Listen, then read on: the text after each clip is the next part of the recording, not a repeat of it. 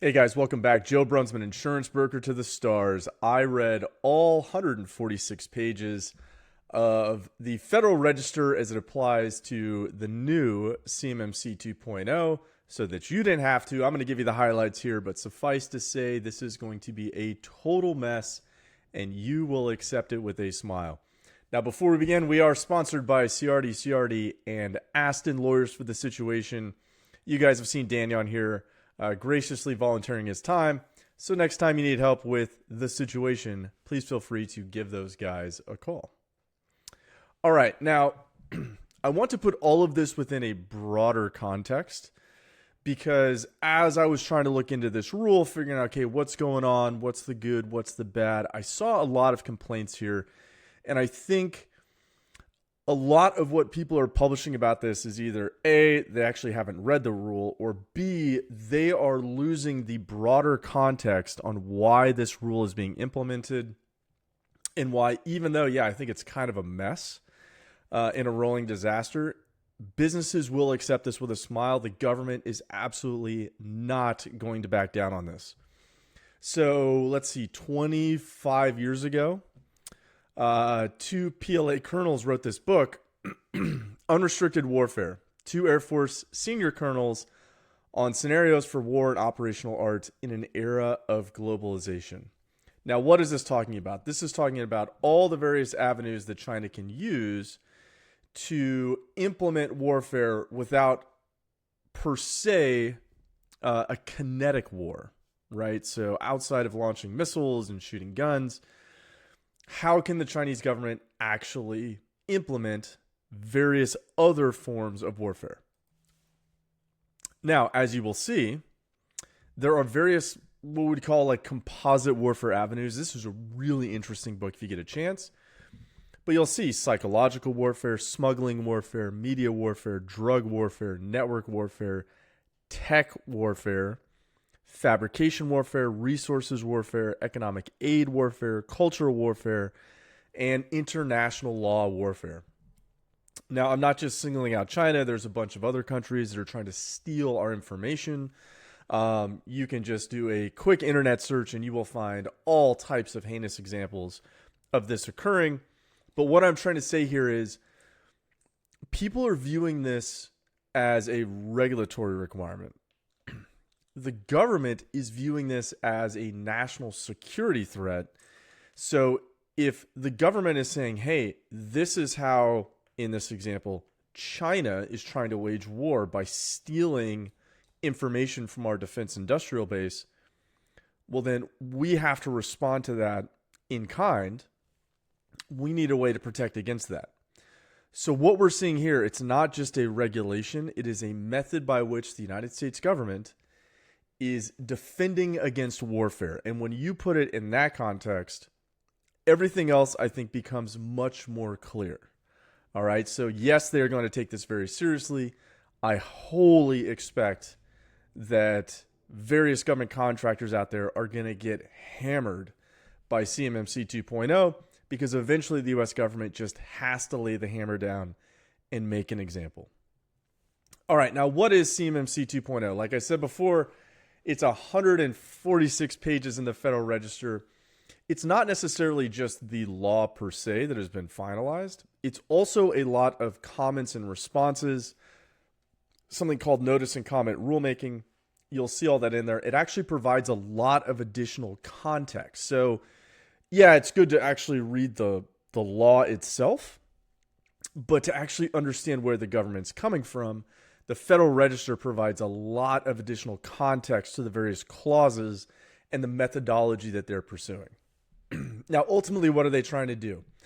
They're trying to have government contractors protect FCI and CUI. We'll talk about that here in a second.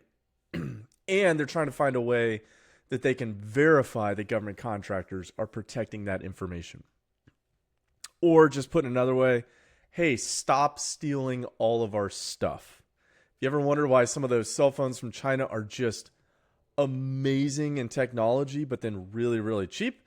Well, you could argue that there's various cases out there on the internet where foreign governments have stolen all this information. They give it to their technology sector. So now all the R&D costs are gone. They reverse engineer it. There you go. Now, this was ostensibly meant to improve upon CMMC 1.0. That was kind of a disaster. It's supposed to be simpler, more cost effective, easier to implement. I don't think that's really going to happen, but let's keep going. Now, fundamentally, the law itself is actually really quite basic. You have 3 levels. So level 1, basic safeguarding of FCI. Level 2, broad protection of CUI. Level 3, higher level of protection of CUI against advanced persistent threats, or APTs. Now, this is the just broad overview. So you can take all those pages, you could really just boil it down to this in a very simplistic sense. So you saw there level 1, level 2, level 3. This gets into, hey, what particular frameworks have to be adhered to, and what are the types of assessments that are going to be going on. Now, you'll see level 1 and level 2. I think that's going to be the majority, is my understanding, of organizations. Those are annual self-assessments, annual affirmations. Once you start getting to level 2, some of those guys, you're going to need this C3PAO, which is this outsourced assessment body. And they're going to be coming in every 3 years and actually verifying what you're doing is correct. Now, this is the more involved answer that is coming from CMMC, specifically the DoD. Obviously, I'm not going to read all this to you. You can pause this here and start looking into it. But you can see where something that kind of looks basic on the front end, you just go one level deeper and you go, wow, there is going to be a lot to this for anybody that is a contractor to the federal government, or more specifically, some of the subcontractors in that entire supply chain, because that is a risk too, are going to need to fall in line here. Now, what does this mean? This means that a lot of businesses need to start thinking about who are their clients, what are their clients doing, because you could start seeing in very quick order, and it's going to become apparent why, where contractually, right, these businesses are going to say, hey, contractors of mine, you now need to be CMMC compliant, because there's so many vague ideas within this law and the enforcement could be so steep that we're not even going to take the risk, right? So I could very well see general counsel at some of these businesses or their general business attorney saying, hey, you know, this is new. It looks really steep. It's going to have to be ironed out. In the interim, the easy answer is, hey, just get everybody compliant. So this is going to have ripple effects throughout the entire economy here in the United States. Now, when is this happening? Once again, here is the simple picture provided by the DoD. So you'll see you have phase 1, phase 2, phase 3, phase 4. It starts off with level 1 or level 2 self-assessment. So that's going to be the initial part. That's when the rule becomes effective. Now, there's like kind of one hiccup there they're still working on, but that's going to get changed in short order, so that's not going to be an issue. Phase 2, a year after. Phase 3, 2 years after. And then phase 4 is 36 months. Now, like I said before, this thing is incredibly difficult to read. This is one of the most, I will say, difficult statutes to read that I have ever come across, having nerded out on this stuff for 10 years. Here comes the acronym Apocalypse to show you why. So this was just the acronyms, I should say the common acronyms used within this particular law. And this makes it incredibly difficult for businesses. But before we jump into that part, let's just go back to, okay, what is FCI and what is CUI? Now, from the Federal Register, this is what the government is saying. FCI is federal contract information, means information not intended for public release that is provided by or generated by the government under a contract to develop or deliver, blah, blah, blah, but not including information provided by the government to the public, such as that on public websites, or simple transactional information, such as that such as that necessary to process payments. What does that mean to you? Probably nothing. Now, what is CUI? Controlled unclassified information. So it's not classified, it's not secret, it's not top secret. This is just controlled unclassified information. The government says, hey, this is information by the government. Information the government creates or possesses, or that an entity creates or possesses for or on behalf of the government, that a law, regulation, or government-wide policy requires or permits an agency to handle using safeguarding or dissemination controls, including FCI. So you're probably sitting there going, hey, well, if this is the stuff we need to control, what does this even mean to the average business? Well, if you're confused yet, it was actually in the Federal Register. People brought this up and they said, hey, we don't know what this means. Like, can you provide a list or some additional direction? And the government said FCI is defined in FAR Clause 52.204-21, which is actually what I just read to you. So that provides really no good context for the SMB. And then they also put in, very helpfully, the CMMC program will not provide CUI guidance materials to industry as it is outside the scope of this CMMC rule. Now, let me give an example. Let me tell you how I think this is actually going to play out. So I remember when I was in the Navy, right? I'm a lieutenant, and our commanding officer just went on a tear because we had the plan of the day. Now, what's a plan of the day? It's like, hey, when are the meetings? When are we having formation? What are we doing? What's for lunch? What's for dinner? Fairly innocuous stuff, or at least the civilian world would think that. Now, the commanding officer goes, hey, you cannot throw these in the trash when you were done with them. These have to go in a burn bag, because if a bad guy were to get our plan of the day, well, now they could figure out, when are we having formations? When could they attack us? When are we getting underway? What are we doing? All this type of stuff. So in my opinion, what's going to happen is government contractors and the supply chain down the line, they're just going to go, we don't know how to precisely define this, so everything is going to be CUI, right? We're going to leave nothing to chance. We do not want to get hit with an enforcement action. And so because of that, well, everything's going to be covered. We're just going to default to secure everything.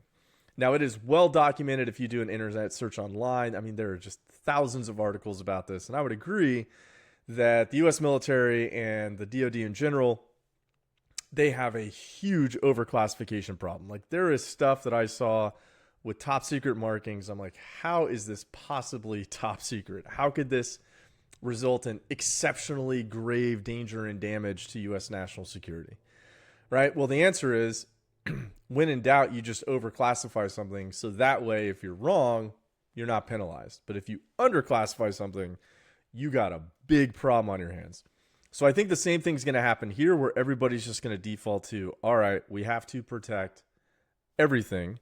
And that might actually be part of the plan. I think the government's aware of this, and they think, well, when in doubt, we should have more classification, more protection, as opposed to less protection. Now, obviously, that's going to cost all these SMBs, all these government contractors, a lot more money to do that. Now, is there time? This is the alleged phase-in period. All right, so you'll see here, year one, level 1 SES assessments, 945. Level 2 self-assess is 27. Level 2 certification, 517. Level 3 certification, so imagine Lockheed Martin, Boeing, right? The big government bomb makers, I'll say. You know what I'm talking about. Those are the guys that are going to be level 3 certification just off the bat. Now, I think this is rosy-eyed, to say the least. I think there's going to be a huge front run to get this done, because once businesses understand how complex this is and what's at stake and how severe the enforcement could be if this gets screwed up, I think they're just going to say, hey, you know what? let's just get this done. We don't want to be the last guy at the table. And you'll see there, it's really the first, 3 to 4 years. That's when everything's happening. All right. That is going to be the big movement there. Now, more specifically, the government has said, hey, compliance with the final rules requirements will not begin, blah, blah, blah, blah, blah. However, government contractors should start reviewing and adapting their current programs to comply with the final rules requirements. I cannot overemphasize this enough. You got to start chipping away at this now. If you're watching this video and you're like, okay, when am I going to have to do this? You are behind the curve. You need to go talk to your MSP. You need to talk to your IT providers. You need to talk to your internal IT staff if you have them. You need to start getting a hold of this problem now, because there's going to be some movement here. There's going to be a lot of questions. There's going to be so much that people are going to have to work through. This is going to take way more time than you could possibly imagine to implement. Now, how much is this going to cost? Well, the government's not going to back down. The short answer is they said the cost of lost tech advantage over potential adversaries is greater than the cost of such enforcement. Increasing costs protect the nation's data and industries from emerging threats is simply a component of doing business anywhere in the world. The handling cost needs to be built into each organization's business model. So, government speak translated to English, this is a huge problem for us. We don't really care what it's going to cost you. You need to do this now. You should have already been doing it. We will have absolutely no sympathy for you as a business. Now, this is for the small entities, which is under 500 employees for manufacturers or under 7.5 million in revenue, non-manufacturers. Small entities, what do they think the assessment phase is going to cost? Now, level 1 self-assessment, they think that's going to cost less than $6,000. Level 2 self-assessment, $37,196. Level 2 certification, over $100,000. Now, if you're a government contractor or you were somewhere in that supply chain, you might be saying to yourself, well, how am I going to know if I have to comply with level 1 self-assessment or level 2 self-assessment, or somebody up the supply chain is going to come running down to me that we have to have the full level 2 certification assessment if I'm going to be bidding on this government contract. I don't know what the levels are going to be yet. So what I anticipate is, 1, it's going to cost way more than that. And 2, I think through an abundance of caution, businesses are going to go, okay, can I reasonably afford to get the next higher tier? So if you think, hey, I'm just going to be a level 1, you know what? Are we going to lose out on contracts? Are we going to lose a big client because of this? Because, our big client, their biggest client says, hey, you and all of your subs have to be level 2 self-assessment compliant. So maybe we just need to default to the higher level so we don't lose out on any of this business. And I think, honestly, that's just part of the plan from the DoD. Now, here's an example of why I was saying, man, is this thing complex. This is super complex, and I think there's a lot of rosy-eyed, or is that the right term? Starry-eyed assessments of what this is actually going to cost, because let's imagine you're, for whatever reason, have to be level 1 self-assessment compliant. All right. Well, you're a small business owner and you go, all right, well, let me just take a crack at this thing, or I'm going to tell my IT guy to take a crack at this thing, or I'm going to say, hey, local MSP, I need you to make sure this happens. This is just a paragraph out of the 146 pages. So you'll see CMMC, level 1 self-assessment and affirmation requirements, section 170.15 addresses how an OSA will achieve and maintain compliance with CMMC status of level 1 self. The OSA must successfully implement the security requirements listed in subsection 170.14 Charlie 2 within their level 1 CMMC assessment scope is described in subsection 170.19 Bravo. Right, implement require meeting all objectives defined in NIST SP 800-171 Alpha June 2018 for the corresponding Level 1 security requirements as outlined in the mapping table 1 to subsection 170.15 Charlie 1I. After implementation, there's no shot that the average business owner is going to understand what that means. I had a hell of a time reading through this because you're constantly having to dart back and forth and make all this stuff happen. What does this mean? If you're a business, you think you need to comply with this. If you're a business, you think you might have to comply with this, you are absolutely going to have to pay a subject matter expert to get you up to speed on this. Because even if you can follow all the bouncing balls here, eventually you're going to reach NIST SP 800-171 Alpha June 2018, and you're going to go, well, maybe I can understand the legal side, but then the actual implementation, I have no idea. Like, how does that framework now translate into the real world and the various controls? And then how am I going to make sure that those controls are actually operating effectively? And there's just no way the average business is going to be able to do this on their own. So more of the story here is other people are going to be in line. You need to get your place in line sooner rather than later. I would really warn you against trying to do this yourself. It is simply too complicated and the stakes are too high. Now let's talk about that self-assessment. A recent study from Breaking Defense showed 75% thought they were CMC compliant based on their self-assessments, but only 4% of respondents were actually CMMC compliant based on third-party assessments. So that is a huge, huge disparity. So if you are self-assessing this, that might be a problem for you because, yes, there is enforcement. Now, there's a lot of varying opinions on what the enforcement's going to be. It is somewhat TBD, but in the Federal Register, they say, regarding enforcement, CMMC is slated for implementation as a precondition for contract award consideration.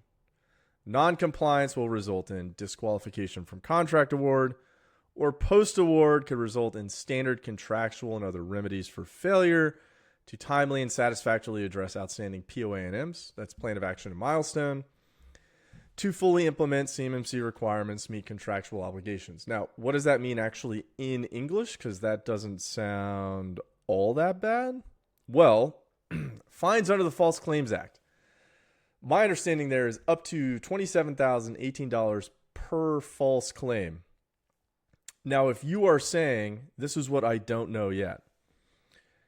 If you are saying, hey, we are CMMC level 1 self-assessment compliant, and it turns out you're not, is that just a $27,000 fine? Or is that going to be $27,018 per cybersecurity control that is not operating as well as you self-assessed?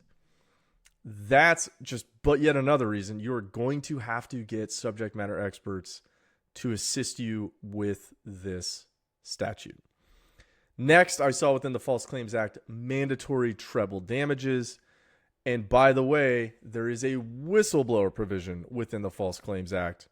They can receive up to 30% of recoveries. So if you're one of those shiesty business owners out there and you think, hey, no one's ever going to find out, and yeah, my IT guy knows, or my CISO, CTO, CIO came up to me and he said that, we're not compliant, we're assessing we are, here are the problems. And I said, well, you know what, we have limited funding here, so we're not going to put money into fixing that. We don't have another assessment for a year. That guy can turn into a whistleblower and start getting 30% of recovery. So business owners, you have been warned. Now, under the False Claims Act, $2.7 billion was recovered in 2023 alone. So yeah, there is teeth to this. as well as, hey, reputational damage. You're one of the guys, you get hit with this, it's going to be in the news. Contracting officers are going to know. They are not going to appreciate that. And of course, contract termination, which could be a huge financial issue for your business. So take this thing seriously. Now, what are the ultimate hurdles that I perceive here?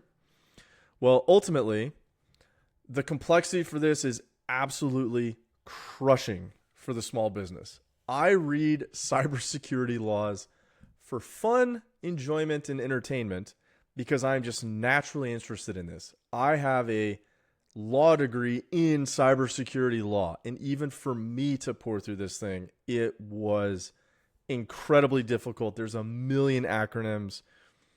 It's very poorly written, I will say. It's got references within the document all over itself and outside references. It's really, really going to be hard to get this right. Two, the cost may hollow out small innovators. So within the Federal Register itself, there were 365 references to the word cost alone. So yes, businesses are going to be worried about this. Next, hey, you're not compliant. You're not going to be able to bid on these government contracts. So if you're not compliant, you can't bid. That's end of story right there. Next, there were, I think, actually some interesting documents here where people are talking about, hey, these are static requirements for evolving threats. I do anticipate CMMC 2.0 is going to turn into CMMC 2.1 or 3.0. I think they're going to be changing this as technology evolves. But suffice to say, you shouldn't get into this, check the box type issue. All right. Next, identification of CUI and FCI. That's going to be a problem. I think that's going to lead to overclassification across the board. This whole self-assessment idea, it sounds really good. It sounds like the DoD. If we take them at face value, they're saying, hey, we're trying to lower the cost here, but we're still trying to get the security. I think that's a dicey pipe dream. I think there's a lot of subjectivity in scoring, as we saw from that breaking defense metric that I put over there earlier, where 75% thought they were compliant, but it turns out only 4% were. And then you start adding in the enforcement mechanisms there, that could really be a problem. So not only do I anticipate that, hey, everybody's going to overclassify everything, but I think that the smart business owners are going to say, we are going to have to spend the money to get third parties in here. We are going to have to probably go a level above what we think we need to, just in case, just to be safe, because enforcement's, it looks like that's going to be a bear, and I could not find any dispute resolution mechanism within CMMC. So I think if a whistleblower files a complaint, man, you're toast. Now, if they come in and they say, hey, yep, you were not compliant, and you go, well, we were compliant when we put in our assessment into the specific system that they're going to require, and then over time, it turns out we weren't compliant at this one point in time. And so, there's got to be some leeway there. I don't know how that's going to be resolved. It kind of just sounds like you're screwed. So more of the story here is, hey, you may not like CMMC 2.0. You may have all of these issues with it. Yeah, there's a lot of questions I still have about all this. That being said, you're going to comply with it, or you're just not going to be part of this entire process. All right, so end of story. That's what it's going to be. When you think that the DoD is viewing this as foreign nations are waging a unique type of warfare upon our defense industrial base, we have to fight that. These SMBs are just in the middle. It's going to be comply or you're not part of the system. End of story. So please start getting ahead of this as quickly as possible. All right, guys, with that, please like, share, comment, subscribe. Hope you learned something today. Right above me here, the YouTube algorithm will recommend another video of mine. And if you click over there on my face, you can subscribe to my channel. All right, guys, with that, stay safe.